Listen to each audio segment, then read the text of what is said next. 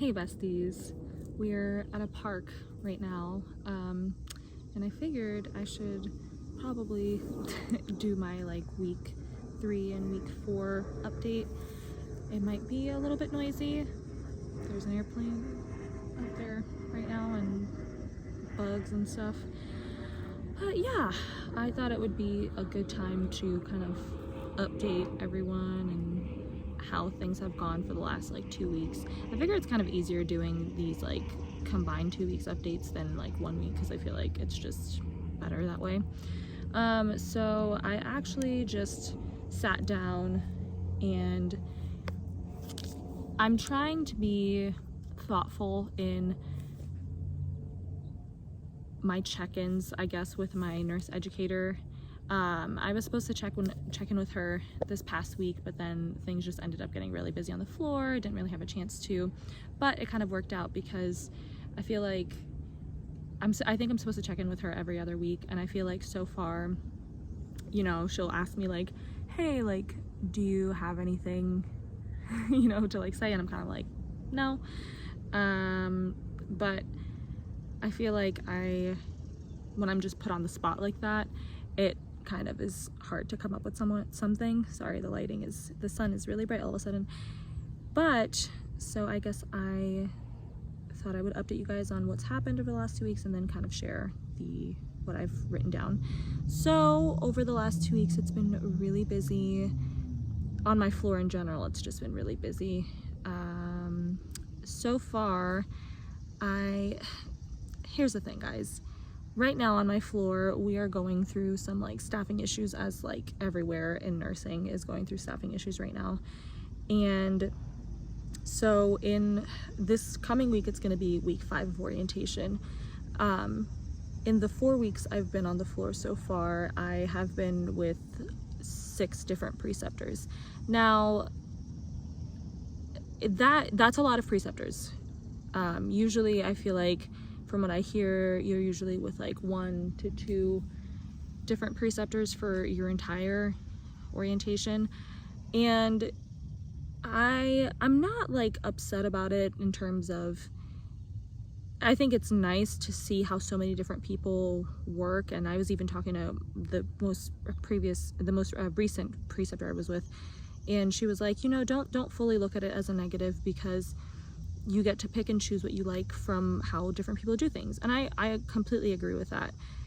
I think it is definitely beneficial in that way. I guess where I have felt frustrated in having so many different preceptors is that I feel like so far there has kind of been a lack of consistency, because when you've been with so many different people, preceptor wise, they don't all know what you have done and what you have not done. And I feel like there's kind of been not a good flow of hey, this preceptor's hey, she's done this, it was great. But even regardless, I understand too, even if they say that, everyone, because all of our licenses are online, and everyone wants to see you do something at least once, or to feel comfortable and confident in sending you off on your way. And you also never know, they could have had a previous experience where maybe they trusted someone and then it was not what it was supposed to be, and maybe they shouldn't have had all the confidence that they had, so they're hesitant. I understand that completely. And I've even kind of talked to my nurse educator about this, where I'm I completely understand, and it's just frustrating to me, because I guess I know myself, and I would never do something I didn't feel comfortable or confident doing. And if I ever had any questions, I'm the first to call someone and be hey, do I flush this with 2 mLs or 3 mLs, so I guess that's just where my frustrations have come from, I guess, so far at this point. On the actual floor, like I said, it's just been really busy, and I feel like I haven't been the best at advocating for myself and my education.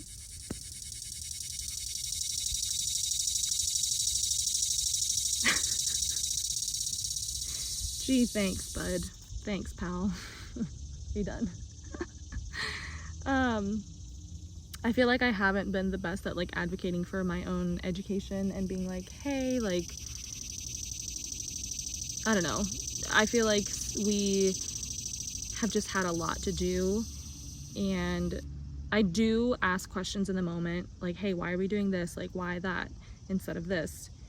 But for example, sometimes I'll have a preceptor who will just kind of like chart everything, or they'll be acknowledging the orders, and then I feel lost because I haven't seen those orders yet. I didn't even know that we got an update or something, and I just feel kind of lost.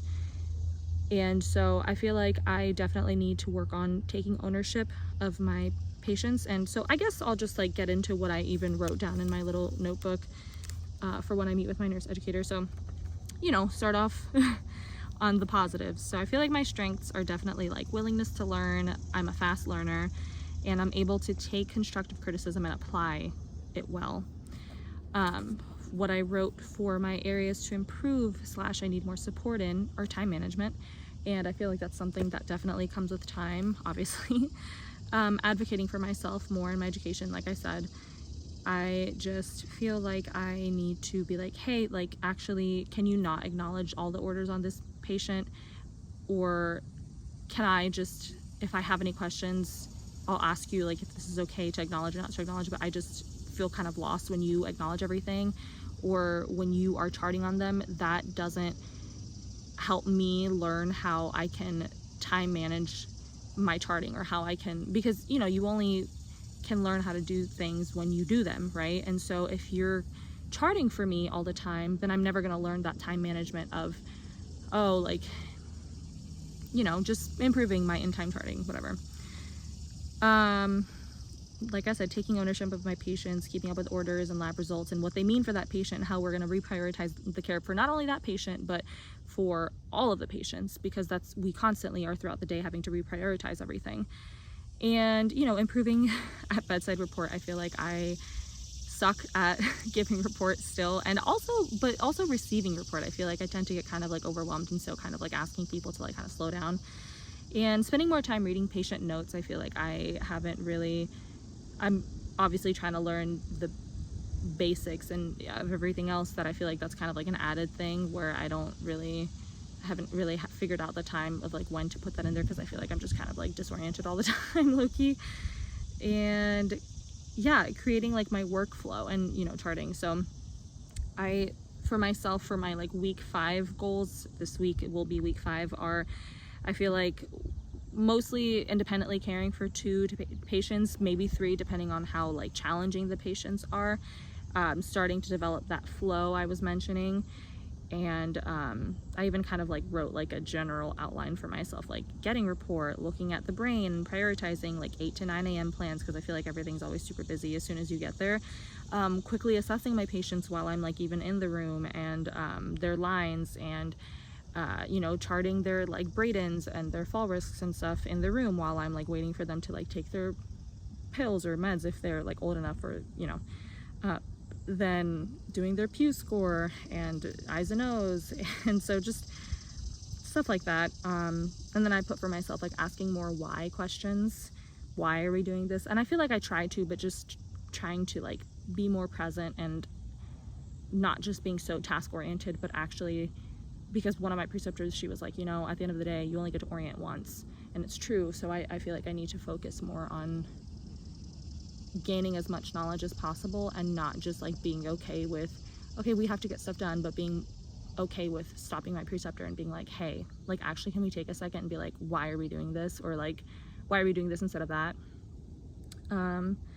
When possible, with downtime, reading more patient notes, and then writing down updates before shift change, because I feel like part of why I struggle to give reports sometimes is because I don't always entirely know like what the updates are.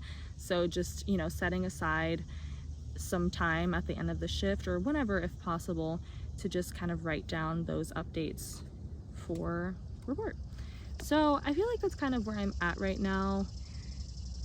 I have been, depending on the days and depending on who I'm with, for the most part independently kind of taking care of 2 patients, definitely doing charting for 2 patients I have been, but yeah, so it's kind of where we're at. and we'll see what happens, right? I'm gonna try to be better about like actually doing like on the day of vlogs and stuff like that, but sometimes it's just kind of hard because depending on when you leave, you just want to get home, and especially if you're like back to back, you just want to get home, eat, shower, go to sleep, go back again. But yeah, that's kind of where I'm at right now. I feel like I'm just kind of trying to figure stuff out. Oh, we had our first nurse residency, which was cool, to just meet so many people that are kind of like in the same boat as you, because I feel like no one understands better what it's like to be a new grad than another new grad, right? So sorry, there's a bug. So yeah, that was cool. We have it once a month for 4 hours every month for the first year, which was cool. And they explained that like why they do it for a full year is because it's, I guess, been statistically shown that at like around the 6-month mark is usually when people like hit like a really steep decline and they want to quit. So I'm glad that I guess we have that resource, and yeah. We shall see what happens next. Let me know if you guys have any questions. I was kind of thinking of doing, I don't know if this sounds stupid, but because I do wear makeup to work, I was kind of thinking of like doing a little like, oh, products I recommend for if you want to wear makeup. These are things and products that I feel like last well during a 12-hour shift. So yeah, I might just do that anyways. Honestly, whether you guys say you want the video or not, I think it'd be interesting. I think that people would be interested to know. And yeah, oh, and I guess like, I don't know, talking about my shoes that I use for work, I don't know, just random stuff like that, right? I feel like might be fun to throw in the mix of the vlogs.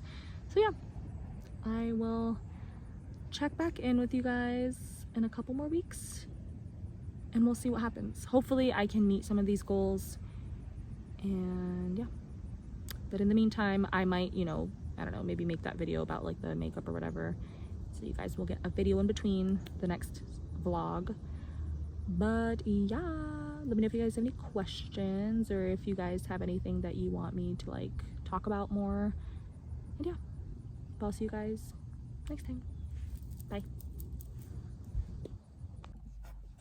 Oh my gosh, guys, I like got home and I just completely remember that I forgot to say a few things, like some good things. I feel like I looking back now on that video is a little bit negative, but I thought I should include some really cool things that happened over these last 2 weeks that I just got caught up in the moment, forgot to talk about.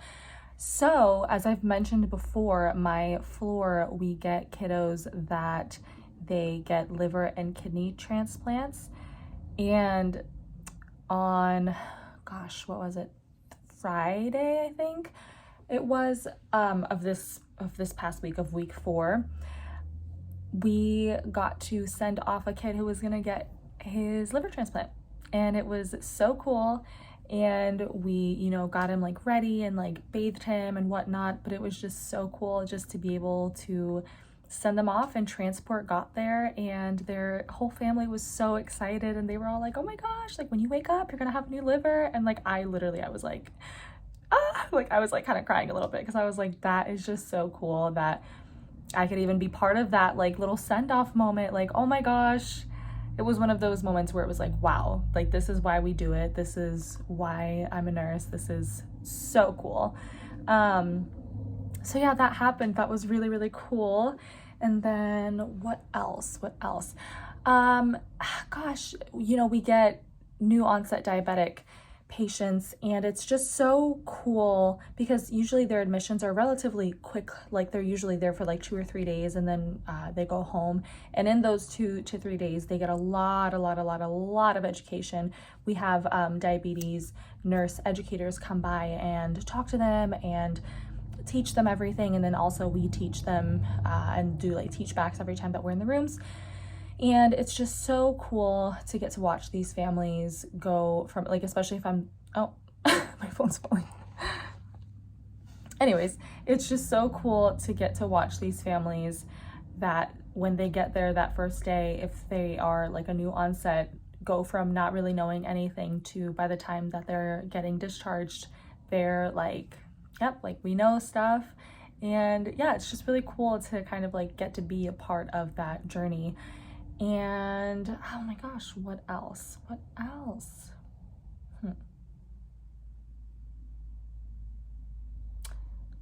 Yeah, I don't know. I think that those two are definitely the coolest things that I have thought that I've gotten to be a part of over these last 2 weeks.